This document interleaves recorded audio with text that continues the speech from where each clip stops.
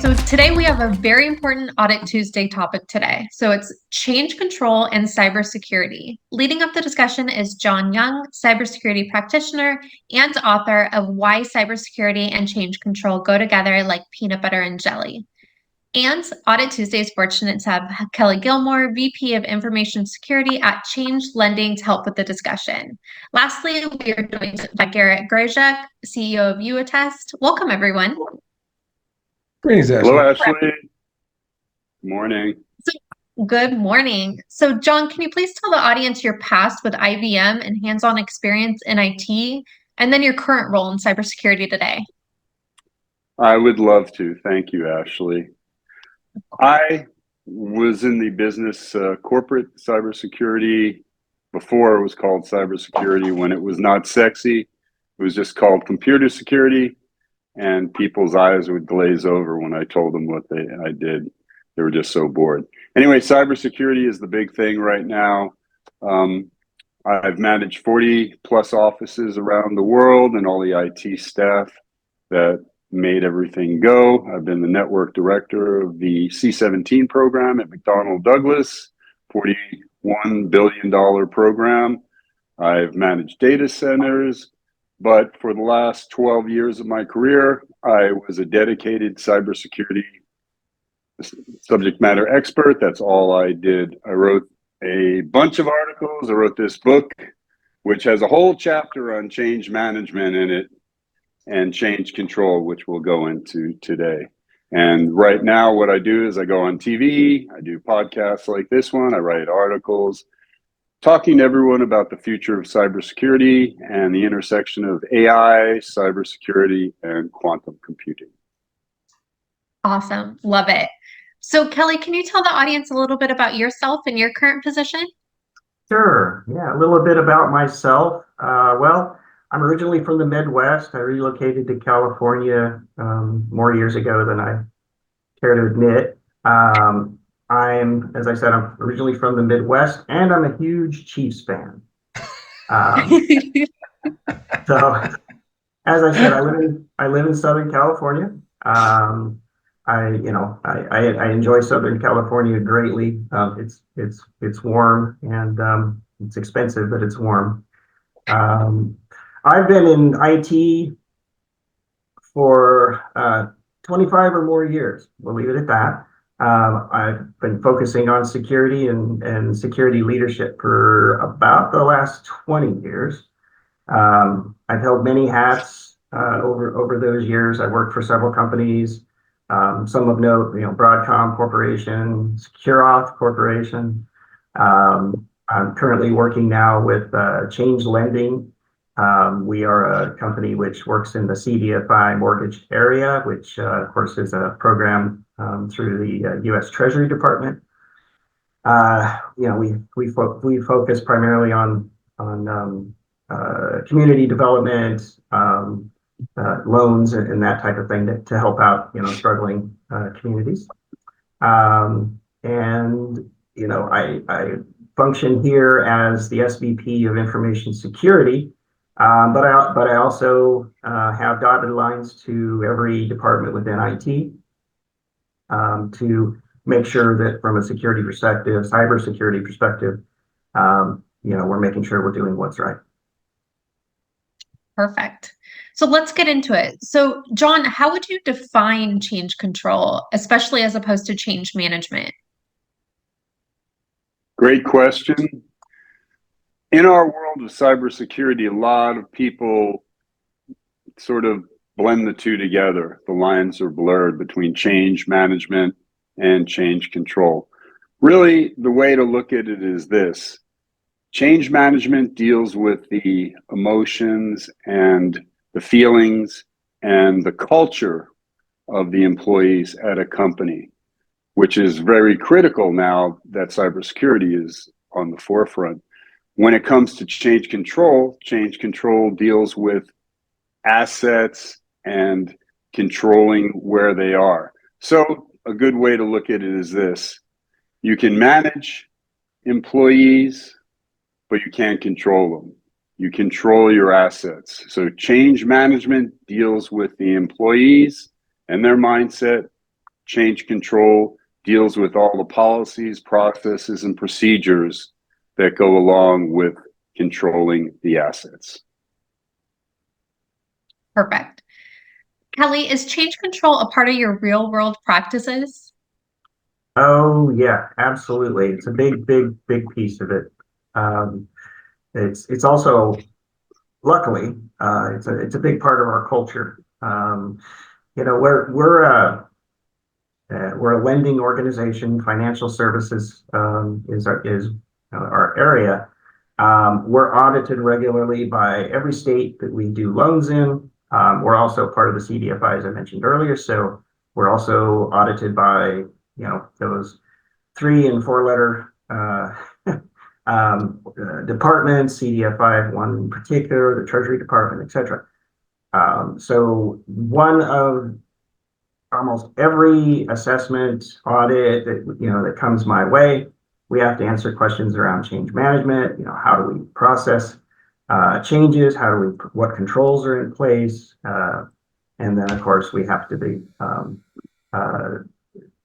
give it the information that's needed so that they can verify what we're actually following our policies and the controls around change management.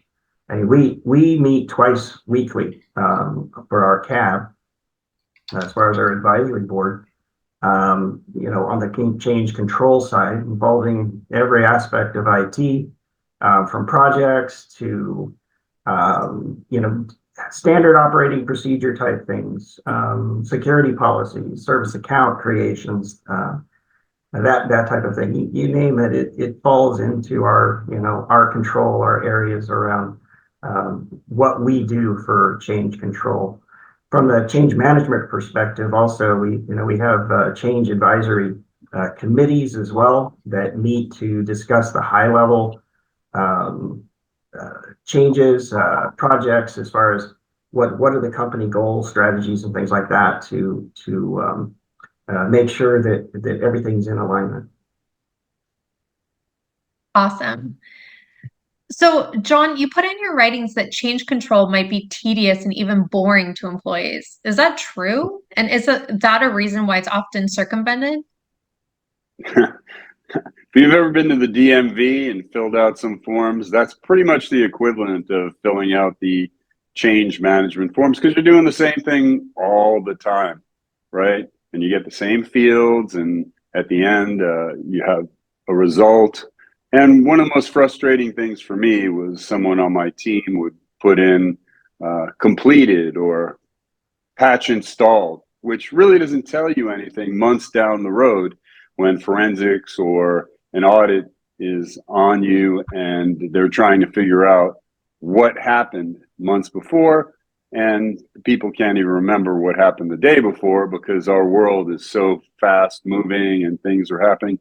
The truth is, if employees don't follow change control procedures, that's a good way to crash and burn in our business. And we'll go into that a little further later on, I'm sure. But basically, change control is the bedrock, the foundation of what makes sure that every asset and every change is noted, as we need to go back into these records. So it's really critical. And Kelly had mentioned that they're really on top of that. And I applaud them for that, because a lot of companies let that slip. And if you let that slip, you're opening yourself up to a data breach. And Kelly, change control around security components like network equipment, servers, and identity is imperative also, right? Oh yeah. Your attack surface, especially, in IT, anything you change, anything you add to your environment, any policy you make, any account you create, those can all be, if they're not done properly, they can be increasing your attack surface. They can open you up to all kinds of issues regarding, people breaking in, breaching data. It can be very, very bad. And when you have a proper change control culture in your organization, you have more than one person's view of what's being done, and it can really help minimize any negative effect. There's been so many times that we've brought up a change request in our cabs, to where someone brings up, well, what about this? And it can open up your, a total view to, we didn't think about that. We, have to go back and reassess and look at that change and what really needs to be done to ensure its security. So, there's operational side, and then there's the security side. And sometimes they battle one another, and that's what makes it fun. And Kelly, can you give a little more color to the attack surface? Because that is something that comes up that, sometimes we kind of rattle off to people, especially around identity, attack surface, and explain why that's so important. And it's so important to change, because that's where we tend to leave the orphan and ghost accounts. And I'll let you go. Sure. Yeah. Attack surface can be anything from a device which is external to your organization. It may be in your DMZ or a website that has sensitive data. Anything that is exposed, honestly, internally or externally, it can be considered part of your attack surface. One area, service accounts, the creation of service accounts. Access to your if you have an SFTP server, access to that, making sure that the identities for access to any of those services, whether it's a website, SFTP, an exchange, API exchange between an external application or something along those lines.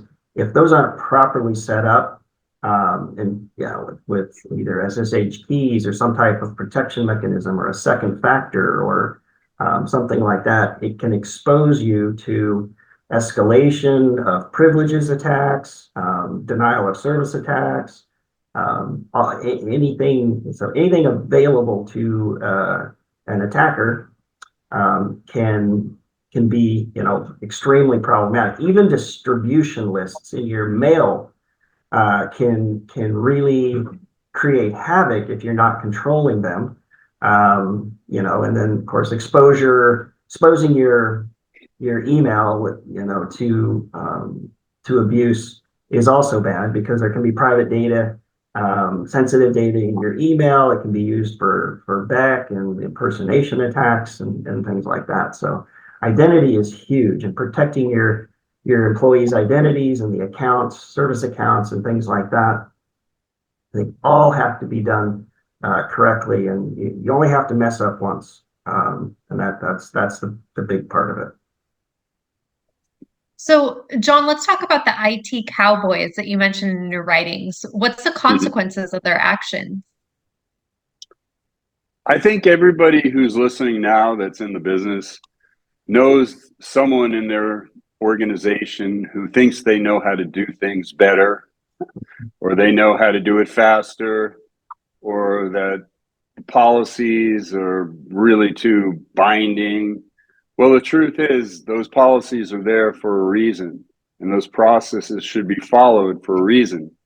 Because many times I've seen these folks, when they go in with their new enhanced way of doing things, they just shoot themselves in the foot.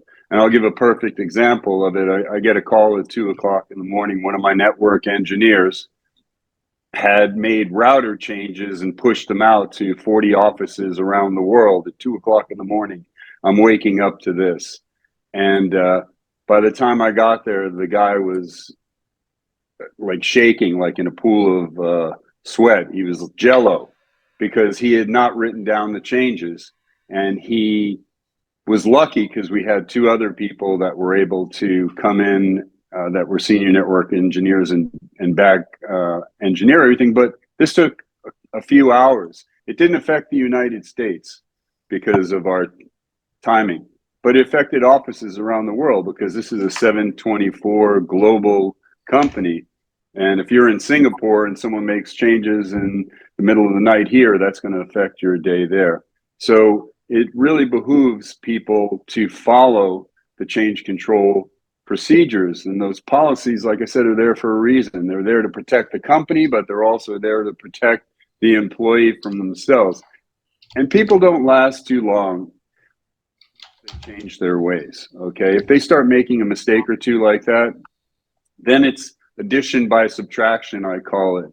When it comes time for performance reviews or layoffs, who are you going to pick? Someone that is making sure that the company is protected and they're following all the procedures, or someone that thinks they know better, goes around the requirements and actually is causing multi-million-dollar breaches? Well, that's a pretty easy question to answer. But if you don't want to be in that position, then just follow the procedures. And if you have questions about whether you should do it or not, what is a change control request? What should you get manager approval? Always be as cautious as possible and conservative on those kind of questions if you're asking yourself that as an employee. And Kelly, in John's writings, he says change control is designed to slow down the IT cowboys. Would you agree with this? And do you think this is an effective control? I completely agree with it. I know many of those cowboys. I've worked with many of them. To John's earlier point, we call that a resume generating event. When someone tries to cowboy something to save time or get it done. That tends to blow up in your face, and then you have nothing to fall back on. And in many times you don't know what you did in order to correct the problem if you're not following procedures. But yes, I strongly agree that is a big part of controlling those cowboys, making sure they understand the process, procedures, and requirements, that they participate in those policies, following those policies. The culture of change control and change management are really important to instill in your organization. And I have found that the more adoption, the longer you go, the more you work towards that and make sure that you have full participation within your organization, you'll see that culture grow. But you have to tend to it. You have to make sure people are aware, especially new employees. But yes, it's absolutely a good way to control what's going on. And John, in what situations are change management professionals brought in to help a company? And you handled many acquisitions and mergers, so what makes these circumstances different? Great question. Companies like Gucci or Louis Vuitton, they're known for having very high-end fashion. And if you go into their brick and mortar store and you ask the price, the employee will be like, well, if you have to ask the price, you probably can't afford it, right? The truth of the matter is they don't want, as manufacturers, to have people with that kind of attitude. So they'll bring in change management consultants to basically help change that culture and be able to have the employees really be respectful of the people and recognize them as customers. The customer is always right, because the employee may get their point across and feel good about it, but they're going to lose business for the manufacturer. And it's such a cutthroat world out there. The competition's so fierce that you really need to make every dollar that you can, and sending customers out the door, that's a no-no. Acquisitions and mergers, that's sort of the dark side of change management, unfortunately. Because when you're doing an acquisition and you're acquiring a smaller company, there's going to be many, many redundant positions. And my task was to pull in the IT infrastructure and assimilate them at the same time, knowing that a lot of people who had experience in industry are saying, why should I train someone to do my job? Because they're going to take it and they're going to get rid of me.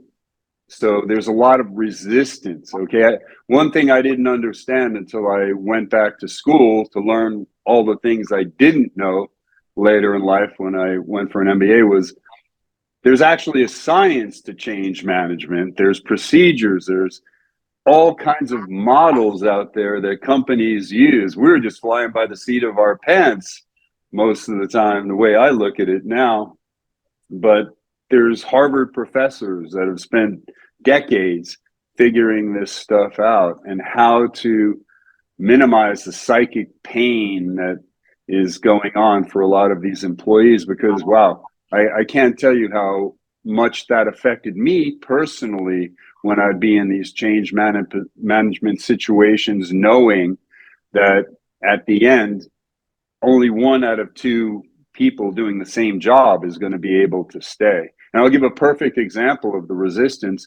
One time we were doing a cutover, and right at the very end, where it was $40 or $50 million on the line, because if a company forecasts that they're having revenue from an acquired company, it has to hit the books during that quarter. If it doesn't successfully get cut over, that cannot be in the forecast. That has to get pushed out. So suddenly you're talking $50 million that don't make the cut that investors are expecting to be in there. And we found a whole network that had been hidden by a group of employees that were customer facing and internet exposed.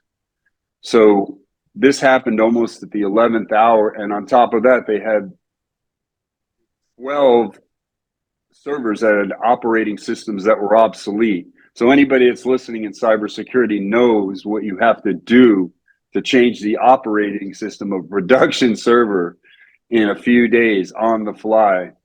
And that's just an example of how employees hid something and were resistant to this change because they knew they were going to get laid off. And it was kind of a hostile takeover, to be quite honest. And that is something that I wish I would have known a lot more about as far as dealing with people's emotions. And there's a thing called the Bridges transition model. I don't want to bore people about it, but it's really good because it helps people get over the grief of the end of their company, get into this neutral zone where they're being productive, maybe a little confused about things, but finally at the end, they call it new beginnings.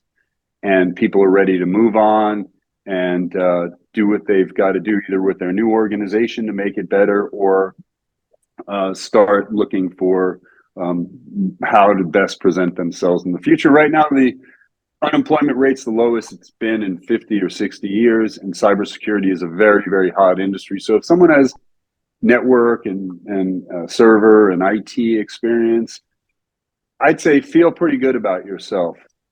I've helped people get jobs that got the severance package and they had a job lined up within a couple of weeks. So they had 6 months in the bank of pay. And at the same time, they were starting a whole new career. And I think a lot of people, when they go into that, acquisitions and mergers, that's really the toughest thing, not only for the employees, for the managers too. And John, that's what I wanted to jump on, is you mentioned M&A and change control. Isn't that a place where basically identity and, to be blunt, sloppy identity practices really hurt companies with, orphan, ghost accounts, excess privileges, and stuff that hackers can then, increase their dwell time on? Oh, absolutely. It's a killer.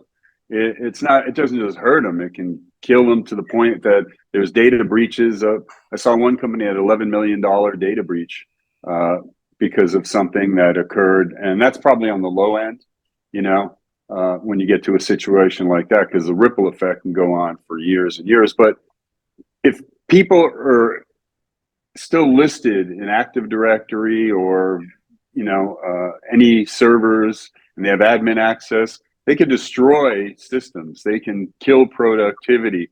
So that's really super critical, is to make sure that those folks are taken out, that are moved on. I had someone tell me not too long ago that they tried to get in 3 months later to their old company's account, and they got right in.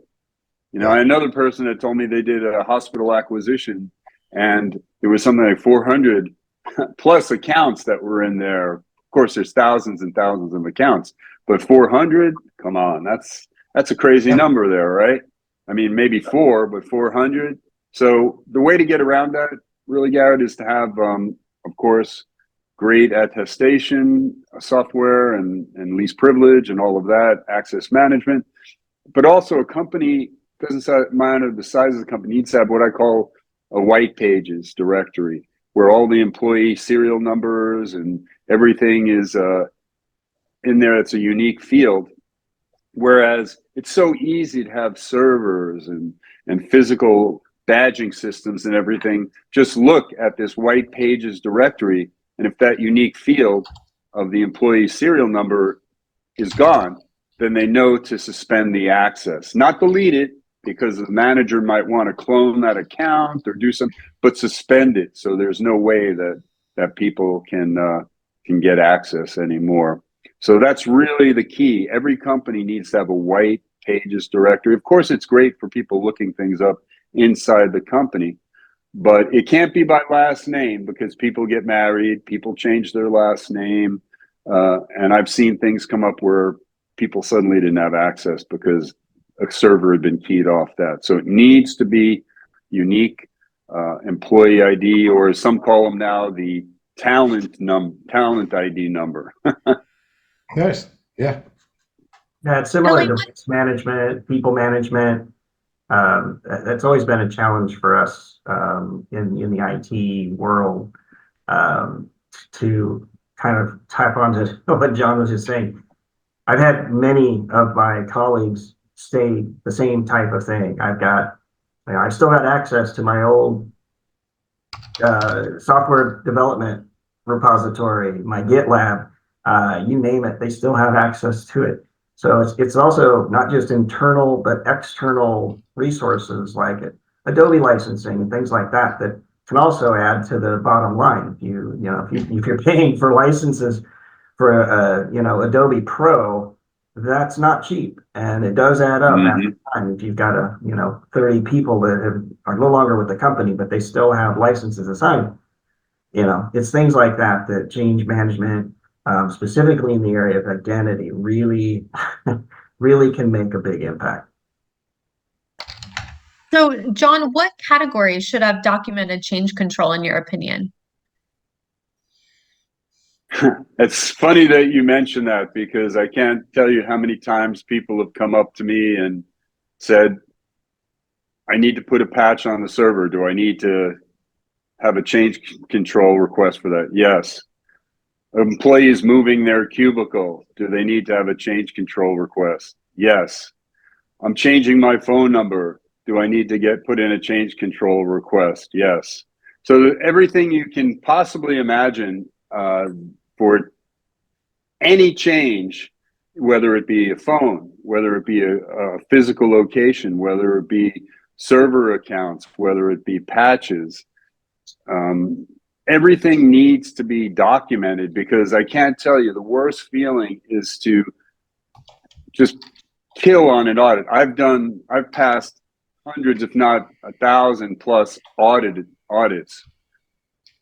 100%. It has to be 100%, or else you fail on over 300 data points. And all the documentation's perfect. And at the last minute, I find out that when I go to the data center or server room or lab, that the server isn't in the cabinet that I thought it was in, because someone moved it to put theirs in there, and it's laying off to the side, or it's in another cabinet, and you just want to pull your hair out when something like that happens, because there was no change control, there's no documentation change for the inventory, and so on and so forth. So those are a few of the critical things that will come up inside the IT operations itself. So anything you can think of that has to do with a change, just assume yes, it requires a change control request, especially in YouAttest and Garrett's wheelhouse with documentation about IDs. I mean, that is really cybersecurity 101.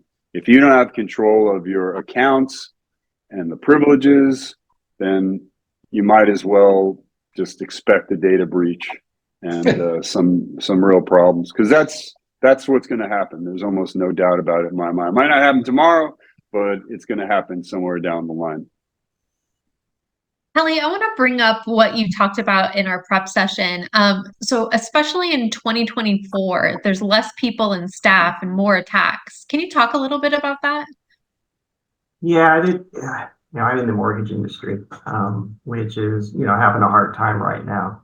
Housing, it's a tough subject for a lot of different companies, not just mortgage. But as 2024 has come, we're seeing a couple of different things, or I'm seeing a couple of different things anyway. Is we've been seeing a reduction in the overall spend by companies on security.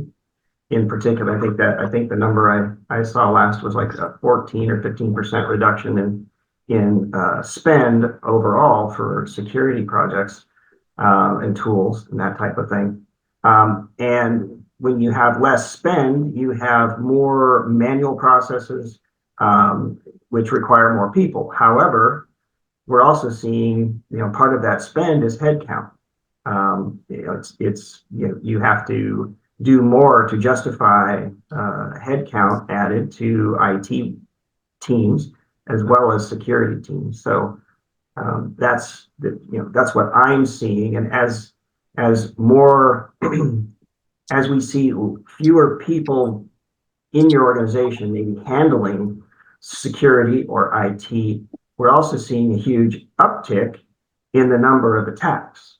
So it's difficult to say, all right, I'm going to reduce cost, I'm going to reduce headcount to save more cost, but how am I going to defend against all of these additional attacks? So it comes down to making sure that you're covering your basics, and identity is one of those basics. Making sure that your eyes are on the prize, specifically piece of the change control, change management culture in your organization, because you have less, but you're being hit with more.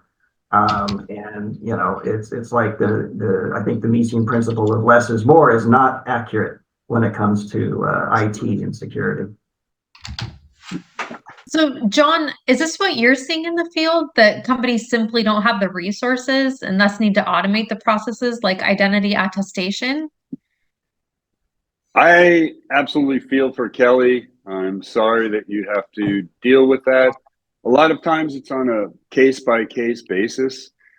I hate what I had considered the old way of doing things, where IT and cybersecurity were considered overhead and an afterthought.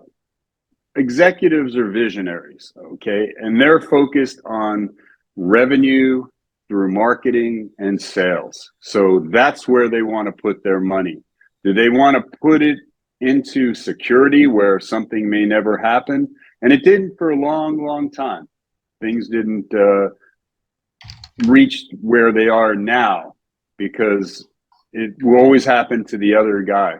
Of course, we've got a lot of executives at the very top that have been in there for 40 years. They've never experienced something like that, but it's a short-sighted view because now laws are being passed that executives are responsible legally for any of the data breaches that occur and customer records. If you're in a situation where your records are stolen among thousands at a hospital and they're your personal medical records, you're seeing class action suits. And not only are they naming the companies, they're naming the executives involved. And I'll give you an example. You've got Equifax, 146 million records were stolen. Personal records, that's one of our three big credit bureaus. To put in perspective, there's only 115 million full-time employees in the United States. So 146 million social security numbers were stolen. So that means people that were retired, people that are trying to buy places that aren't even working, that are or part-time.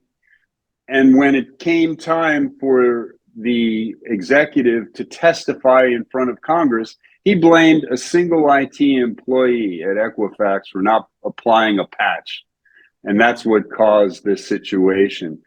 That didn't go over too well. Of course, he was let go, and we can talk about golden parachutes and how they land softly at the executive level, but that's changing. Okay, if you look at Uber, they had a situation where they covered up an IT breach, and they were paying off the hackers some of the management there, and they actually went to trial. So it's a real short-sighted view for executives to reduce the spending in security because it can come back. And Kelly had said it's a resume building event. Well, for an executive who's been there for a while, it can be a career-ending event because that's a huge stain on your resume if you're trying to go get another president or CEO job and they see that you were in the newspaper for a $100 million data breach that caused the market share to go down. I've seen it up to $2-3 billion for a pharmaceutical company that they lost that much market share. So it really behooves executives to get on board, and instead of cutting spending, to not reduce it and look for ways to hold the line on it, because it's going to cover their own butt too. That's for sure. And say maybe save their own. And Aaron, this is great stuff that John's saying, and people the industry doesn't completely understand what's being done with compliance. Compliance was, the basis of compliance, and Kelly's got more certifications I can throw a stick at, but the basis of compliance are from good-hearted people, the NIST people. Kelly and I actually presented them in back in the day at SecureAuth, okay? They're good people. They're coming up with the cybersecurity framework. They're coming up at 800, 171. We got CISA, who was on there 2 weeks ago. They're help promoting these. Okay, guys, those are the good guys. Those are your guidelines. Then, think of Darth Vader or whatever, comes the regulations. Okay? Regulations don't necessarily care about you. They definitely care about the lawyers. Okay? It gives the right after, as John just said, after you're hacked, it gives the right for an entity, be it whoever, be it the SEC, be whoever, to do due diligence on your practices. Right? Have you practiced due care on your sensitive data, on your PHI if you're healthcare, on your PII if you're in financials, on your CUI if you're dealing with the defense? If they can show you haven't been practicing your due care, you're negligent. And I don't need to tell any person in the West what negligent means in the field of law. You are then liable. And that's where the lawsuits, and that's where literally, as John was stating, the criminal prosecution is coming in. So that's why you need to, as Ashley was asking, to automate. And I'll let you take it from there, Ashley. Perfect. So Kelly, would you put identity and identity roles and permissions as something that should be under change control? Absolutely. Absolutely. I think I mentioned it before. Identity is, I think at one point it's the new perimeter years ago, and it's no joke. Identity, accounts, the protection of those accounts, any change to your whatever your MFA provider is, your single sign-on, application licenses being assigned to the different identities, and anywhere that you have an identity, that identity has a role, that identity has permissions assigned to it, and if you lose control of your identity, someone can take advantage of those permissions, possibly even escalate those permissions depending on whether they have an administrative account or administrative rights. So any change that you make to how you control identity, how you protect identity, what identities are used in which applications, or SaaS resources or cloud resources. Any change to that, you really have to make sure that you've got eyes on the game, that you're protecting that data, and that stands 100% should be in your change control, to make sure that you've got that visibility on what that change and how that change can affect everything from data breach prevention to escalation of privileges and that type of attack. And John, you stated cases where lack of identity controls can hurt a company. You would agree that executives need to ensure their company has the right tools to enact these controls, right? Of course. I mean, everything that Kelly said times 10. If you don't know what's going on in your own company, I actually committed these cowboy type crimes without knowing I was a cowboy in the beginning. Okay. And I'll give a perfect example of going around the change control, because we really didn't have that kind of ticketing system where you'd fill out the ticket as someone was creating an account. It would go to the manager for approval. They'd approve it. It would go to the implementer. In the beginning, in the 1980s, I'd get a call from the manager saying, I need an account created for this guy, and I would hop to it. As soon as before they were even done with the call, I was having them test the temporary password. So they thought I was the greatest thing since sliced bread, right? Anyone that's doing that today, you're doing a big mistake, okay?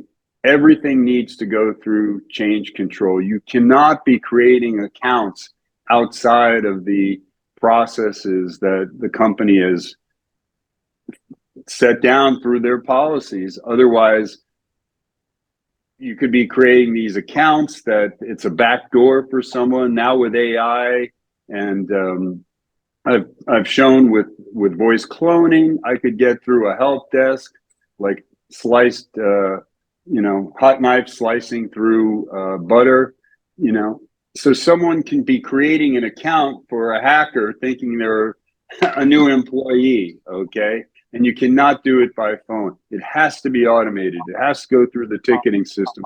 And if it takes a day, so what? There's no sense of urgency that great as compared to the consequences of opening up your company security so that a hacker can walk right in. So, Kelly, why do many companies not fully change controls on identity? Is this because they see it as expensive and complicated, or what's your opinion? There's an expense to it, in my opinion. I think a lot of it is just the mentality is better, quicker, faster. Get it off my plate. John's example there is really good. Creating I'm a help desk person, technician, and I get a call from, someone in accounting, and they're like, hey, I'm locked out. I need to get this done. Can you help me get my password reset? If they don't follow a process, that could easily be, a breach. Look at what happened to, what was it, Okta here recently. There's been several breaches that have happened, which originated from a simple password reset, disabling or resetting a multi-factor device for an individual. So, in the end, yes, absolutely. There's just there's just too much there for some people. There's just too much there to not follow your procedures, but it's about time and expense, and they see it as a burden, and it's like, I just want to get this done. I want to get it off my plate, and that's the really bad part, because that's what's going to open you up to a breach or some other type of attack. Wish it wasn't true, but that's where culture comes in. You really have to build that culture to make sure that people understand, a simple task to you, which seems mundane, could be a huge problem for the organization. So Yeah, Garrett, that's a I great think this. point. Such Oh, a sorry. great Go ahead. point, Kelly. I just want to jump in there because Yeah. that's such a great point. Culture, Kelly. So many times, if you talk to people, even today, they say that's IT's job. That's really not anything to do with me. Well, the bottom line is if the company's financial hit from a data breach is so great, budget is affected. What gets affected? Headcount. That means across all departments, people can be laid off because someone didn't realize they have to be a good corporate citizen. It's not just IT's job to be on top of cybersecurity and ID management and good password controls. It's everybody's job now to do that, especially if they want to keep their job or keep their friends employed. Because who wants to be that person that causes a data breach for a whole company? And the fact is, with least privilege, right? There's people that have too many privileges, and MGM and their hack recently is a great example of how a hacker can get in there. Suddenly they're turning off elevators and they're shutting down slot machines. People can't get into their rooms. They're destroying the Active Directory network. It's like that should have been compartmentalized and contained. No one should have enterprise-wide privileges, right? But if they get into an account that's not what you consider like a high-level administrator role, but I've seen it. A vice president of HR, he never or she never actually does the physical work, but they say, oh, this person's a vice president. We better give them access to everything. And what they'll do is if they need to see something, they'll look over someone's shoulder that's actually doing it and they'll tell them what to do, right? Yep. But the IT people will give them carte blanche. So say that they don't really even know they have carte blanche. They lose their laptop in an airport or it gets stolen and they have their passwords in a book that's in the same bag as the laptop. So you don't even have to crack that one. Everything's already in there. And suddenly you've got a breach of all the HR records for a company because someone was given privilege just out of respect to their position. So it's all about culture.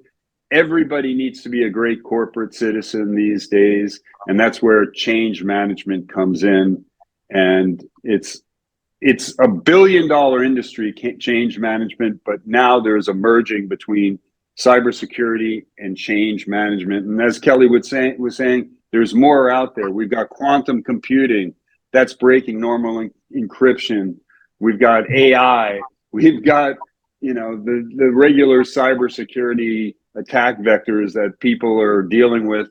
So, it just makes sense that everybody has to figure they can become a victim and it can affect the rest of the company.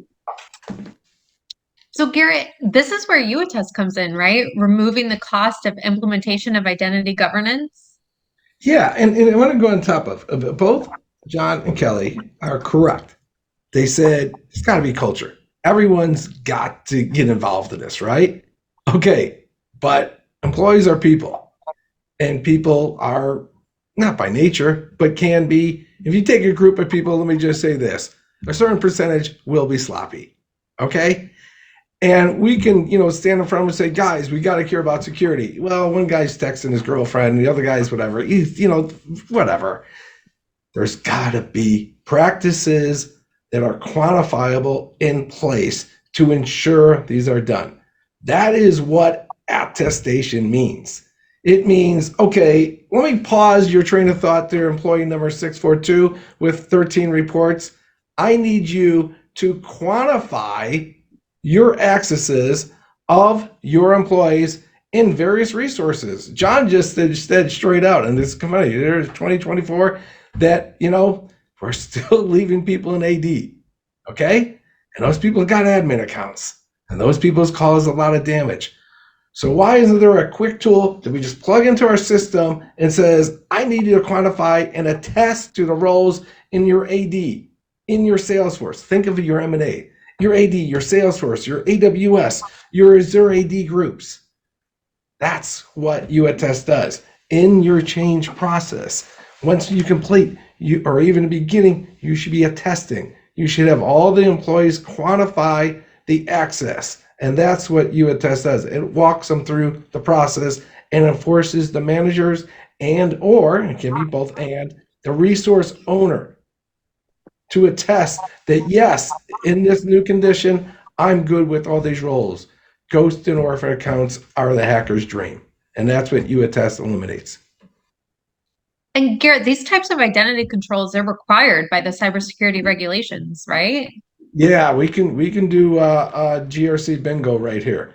PCI DSS, HIPAA, high trust, ISO 27001, SOC, SOC 2 Type 2. All of these state, as John has stated many times, and Kelly too, the principle of least privilege. That you, the entity, which of course I have to bring up, the SEC sued SolarWinds and Tim Brown, have quantified and have stated you are practicing the principle of least privilege around sensitive data. And yes, all of these routines we've talked about in the last hour are covered in those regulations. Perfect. Okay, I think we can wrap this up. So John, can you let the audience how you can be reached? Sure. Check it out. LinkedIn. That's really my only social networking and social media that I think is legit. It's for professionals. People can follow me there.